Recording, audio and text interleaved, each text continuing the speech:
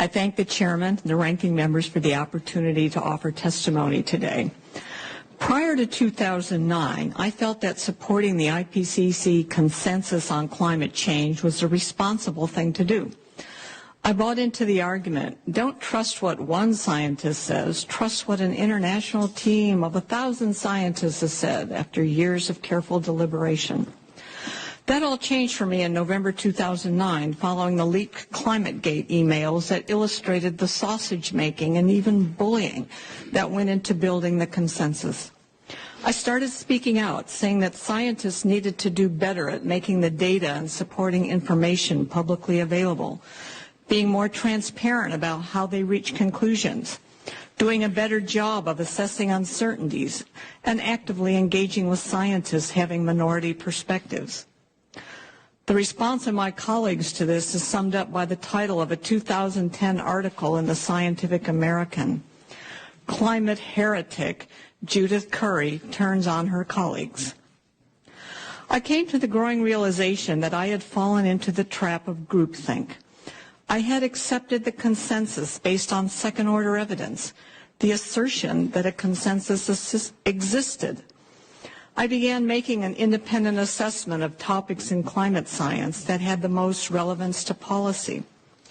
And what have I concluded from this assessment? Human-caused climate change is a theory in which the basic mechanism is well understood, but whose magnitude is highly uncertain.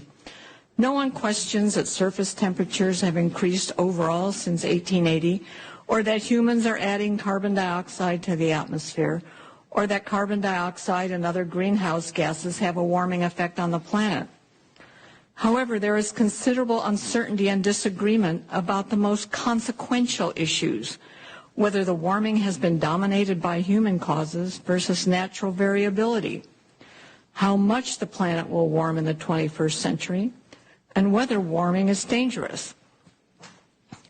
The central issue in the scientific debate on climate change is the extent to which the recent and future warming is caused by humans versus natural climate variability. Research effort and funding has focused on understanding human causes of climate change. However, we have been misled in our quest to understand climate change by not paying sufficient attention to natural causes of climate variability, in particular from the sun and from the long-term oscillations in ocean circulations. Why do scientists disagree about climate change? The historical data is sparse and inadequate. There's disagreement about the value of different classes of evidence, notably the value of global climate models. There's disagreement about the appropriate logical framework for linking and assessing the evidence. And scientists disagree over assessments of areas of ambiguity and ignorance. How then and why have climate scientists come to a consensus about a very complex scientific problem that the scientists themselves acknowledge has substantial and fundamental uncertainties? Climate scientists have become entangled in an acrimonious political debate that has polarized the scientific community.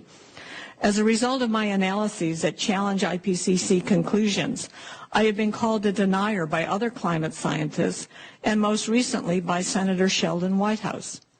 My motives have been questioned by Representative Grijalva in a recent letter sent to the president of Georgia Tech.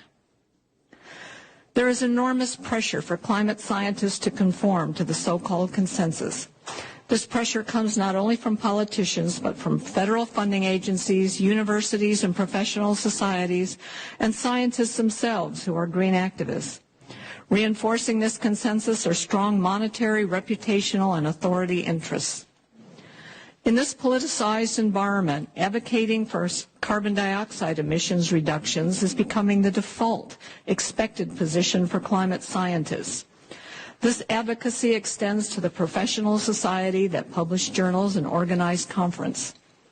Policy advocacy, when combined with understating the uncertainties, risks destroying science's reputation for honesty and objectivity, without which scientists become regarded as merely another lobbyist group. I would like to thank the committee for raising the issue of data versus dogma in support of improving the integrity of climate science. This concludes my testimony.